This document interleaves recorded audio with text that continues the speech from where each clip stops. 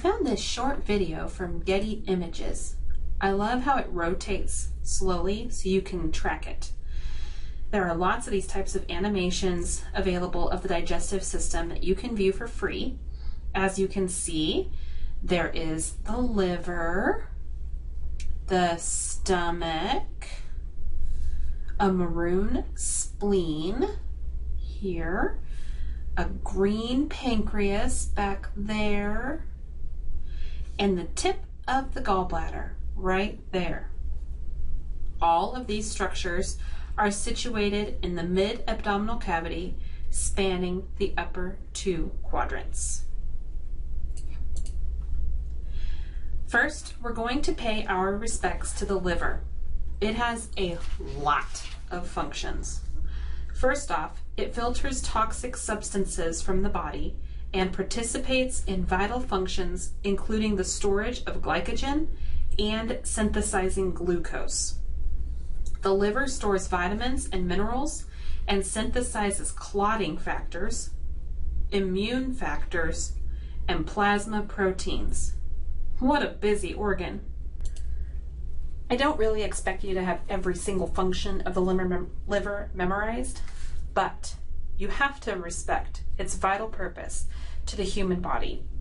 It puts into perspective what is happening to a person who is in liver failure and is on the transplant list, doesn't it? It is a very vascular organ, supplied by the hepatic artery and drained by the hepatic portal veins. In Jigsaw, we are going to discuss segmental resections of the liver, and so it's important to know that there are a right and left lobe of the liver, and the entire liver is comprised into 8 subsections. The liver is covered by a fibrous sheet called Glissen's capsule. This protective covering is an important structure that must be dissected during liver procedures and is continuous with the abdominal peritoneum. Finally, the liver has potential spaces that must be understood. Here is a picture of those spaces, and I want you to take a moment and think about the abdomen and how it's organized. Think about how when you see a patient lying on the operating room table, all you can see is their skin.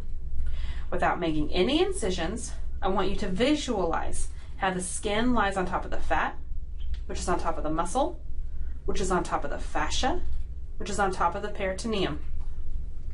The peritoneum lies right on top of all the organs, and on the liver, the space between the peritoneum and the liver is called the right or left subphrenic space. Underneath the liver lives the right kidney. Between these two organs is a space called the subhepatic space. These spaces are not anatomical structures, but they are very likely to be the focus of your attention if your patient has an abscess growing in them. Also, if you have a patient who has intestines that have ruptured and their contents are spilling out, the yucky, smelly, poopy contents can get trapped in these spaces. You know what else can get trapped there? Sponges. So, be hyper aware of these spaces if you are performing surgery on the liver or in any abdominal procedure where there is infection or hemorrhage. The biliary system is comprised of the gallbladder, hepatic ducts, cystic duct, and the common bile duct. The purpose of the biliary system specifically is to produce, store, and release bile, which is used for digestion.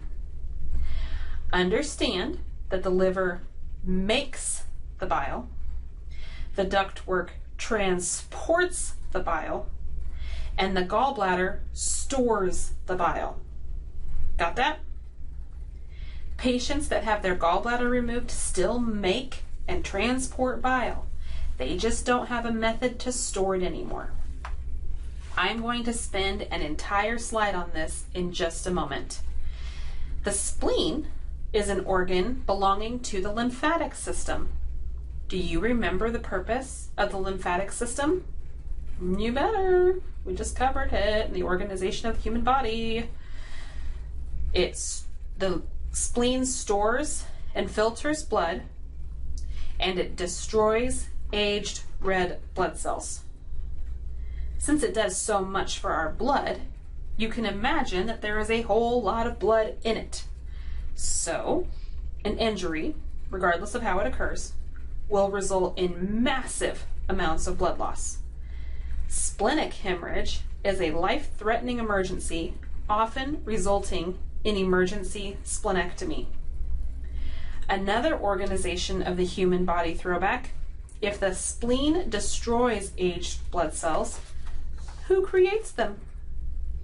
Lastly, the pancreas. The pancreas is a very temperamental organ that does not like to be messed with during surgery. The pancreas is a glandular structure that produces insulin and glucagon, which are necessary for digestion of carbohydrates. The pancreas helps control appetite and produces substances which are necessary for protein digestion. Should you inadvertently touch the pancreas during a procedure because you aren't being careful, the pancreas is likely to respond by becoming inflamed, which is called pancreatitis. So now that we know what these structures are responsible for, it's time to figure out how they actually do it and how it applies to us surgical techs. As I said before, the biliary system includes the gallbladder, the hepatic ducts, the cystic duct, and the common bile duct. The gallbladder is a small sac located under the right lobe of the liver. This is important because the liver must be retracted in order to access the structures of the gallbladder during cholecystectomies.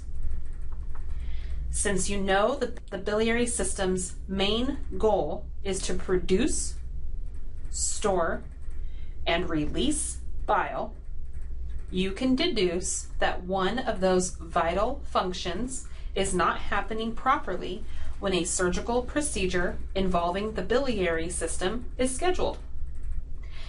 The bile that is intended to be stored and appropriately released by the gallbladder is necessary for the breakdown of cholesterol and to help stimulate peristalsis in the small intestine during digestion. Pop quiz: who makes bile? Who stores bile? Okay, good. Okay, here's where things get a little complicated, but we're going to take it slow, and remember, you can watch this video again, and we're going to talk about it in class. Okay, so you see the liver up here? All right, one of its many jobs is to produce bile. The bile will travel through the common hepatic duct. Come on, mouse, wake up. Common hepatic duct all the way down. And we're going to talk about this anatomy down here. And so when this is full of bile, it's going to then fill up in this direction and be stored in the gallbladder. So when you take a bite of something that's particularly fatty and carby, let's say French fries, and you swallow it down your esophagus, and it goes through your cardiac sphincter of your stomach, and it goes into the body of the stomach where it begins to be broken down, and then it passes through the pyloric sphincter and into the duodenum. That's all review, right? The duodenum says, "Oh, well, hello there, cholesterol. You look like you could use a splash of bile and carbohydrate. I didn't expect to see you again so soon. I'll get you some pancreatic enzymes." Yeah, I know, I'm a dork. And thus, the gallbladder is stimulated to release bile, and the pancreas is stimulated to release its enzymes directly into the duodenum. How exactly? Via the common bile duct and the pancreatic duct. The gallbladder has a very small duct coming out of it only, called the cystic duct. See it right here? That's the cystic duct. The cystic duct only communicates with the gallbladder and the common bile duct. It does not communicate with the liver. Really important, okay? So the bile is released from the gallbladder. It travels through the cystic duct into the common bile duct, okay? Then it will empty in the duodenum. The pancreas has a duct throughout itself, and it has two names. The easiest name to remember is the pancreatic duct. That's a no-brainer. It has a second name called the duct of Wirsung. W-I-R-S-U-N-G. Wirsung. You have to know both names. The duct of Wirsung excretes pancreatic enzymes into the duodenum, here into the duodenum, and both of these ducts converge at the sphincter of Oddi. This sphincter is like any other sphincter in the body and is a muscle that contracts and relaxes. When it is contracted, nothing passes through it. When it is relaxed, it is open, and in this case, bile and pancreatic enzymes flow through it toward the ampulla of Vater. The ampulla of Vater is where these substances actually enter the duodenum. Okay, you got that? That's what's supposed to happen. You wouldn't be here in this program, though, if people's gallbladders and cystic ducts, and common bile ducts, ducts of Wirsung, and sphincters of Oddi all worked, would you? No. So, one or more of these anatomical structures has to be malfunctioning to warrant a cholecystectomy, or a common bile duct exploration, or an endoscopic retrograde cholangiopancreatography. That's a big word, huh? And I'll tell you right now, there's a lot of these cases scheduled every single day. So you have to understand this anatomy and physiology.